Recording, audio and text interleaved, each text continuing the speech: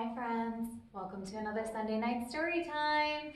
We're back with our second week of classic stories, and this week I wanted to read you the story of Ferdinand, the story of a kind bull. It's written by Monroe Leaf. I hope you like this story as much as I do. Once upon a time in Spain, all the way over in Europe, there was a little bull, and his name was Ferdinand. All the other little bulls he lived with would run and jump and butt their heads together. But not Ferdinand. He liked to just sit quietly and smell the flowers. He had a favorite spot out in the pasture under a cork tree. It was his favorite tree, and he would sit in its shade all day and just smell the flowers.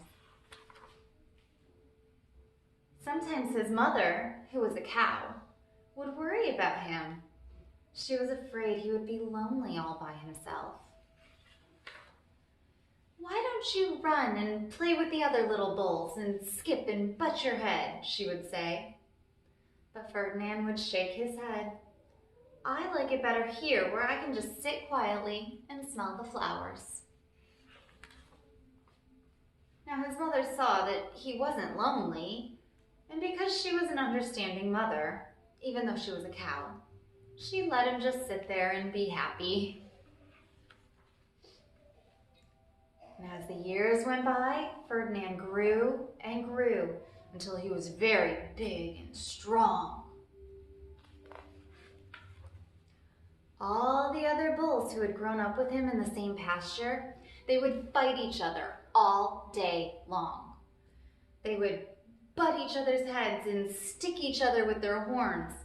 What they wanted most of all was to be chosen to fight at the bullfights in Madrid. That's the capital of Spain. But not Ferdinand. He still just liked to sit quietly under the cork tree and smell the flowers. One day, 5 men came in very funny hats to pick the biggest, fastest, roughest bull to fight in the bullfights in Madrid. All the other bulls ran around snorting and butting, leaping and jumping so that the men would think that they were very, very strong and fierce and pick them. Ferdinand knew that they wouldn't pick him, and he didn't care. So he went out to his favorite cork tree to sit down. Only he didn't look where he was sitting, and instead of sitting on the nice, cool grass in the shade, he sat on a bumblebee. Now, if you were a bumblebee and a bull sat down on top of you, what would you do? You'd sting him, of course, and that is just what that bee did to Ferdinand. Wow, did it hurt! Ferdinand jumped up with a snort. He ran around puffing and snorting, butting and pawing. And it was like he was going crazy.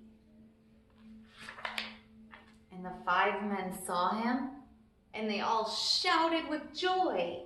Here was the largest, the fiercest bull of all. Just the right one for the bullfights in Madrid.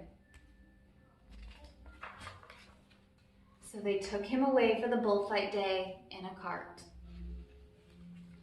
And what a day it was. Flags were flying, bands were playing, and all the lovely ladies had flowers in their hair.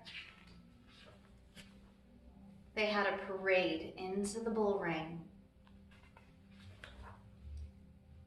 First, there were men with long, sharp pins with ribbons on them, and they'd use them to stick the bull and make them mad.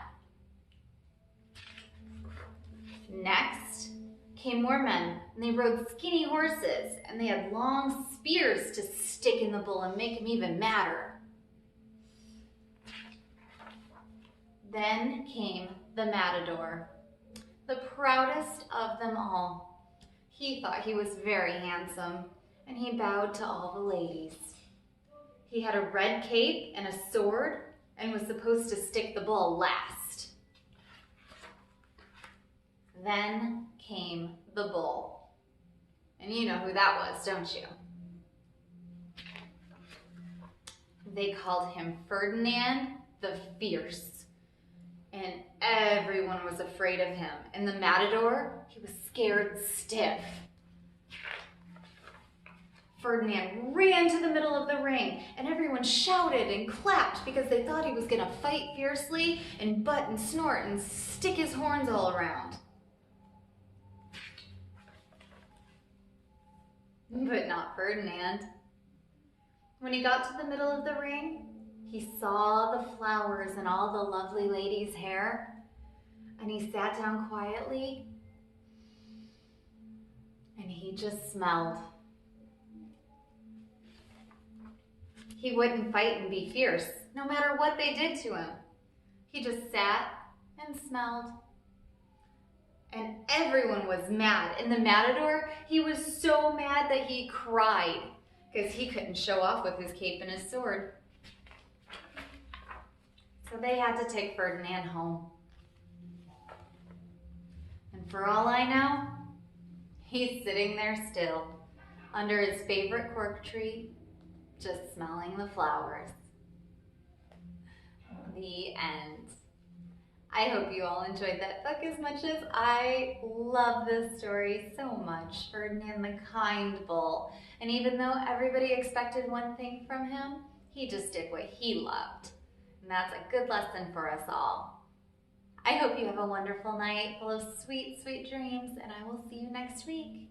Bye-bye.